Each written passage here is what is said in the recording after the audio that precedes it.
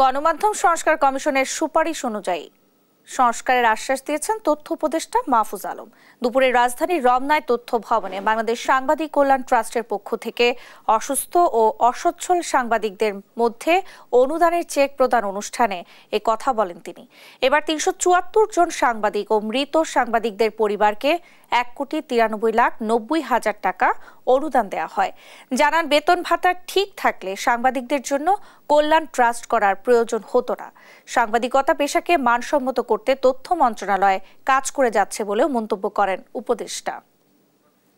বেতন বাধা থেকে শুরু করে যে নিয়মিত কার্যক্রম আছে, নিয়মিত কার্যক্রমকেই চালিয়ে নেওয়া। নিয়মিত কার্যক্রমের ক্ষেত্রে যেই ব্যবস্থার সুপারিশ সংস্কার কমিশন করেছে সেটা আমরা ফলো করার চেষ্টা করব। এছাড়াও এই পুরা সাংবাদিকতা ব্যবস্থাটাকে কিভাবে মালিক এবং সম্পাদকদের সাথে কথা বলে কিভাবে আরও সাংবাদিক মাধ্যম করা যায়, সাংবাদিক কল্যাণধর্মী করা যায় এবং যারা সাংবাদিক কল্যাণ ট্রাস্টের ভিতর দিয়ে যে কাজগুলো চলমান আছে সেগুলোকে কীভাবে গতিশীল করা যায়, এটা আমার একটা চেষ্টা থাকবে।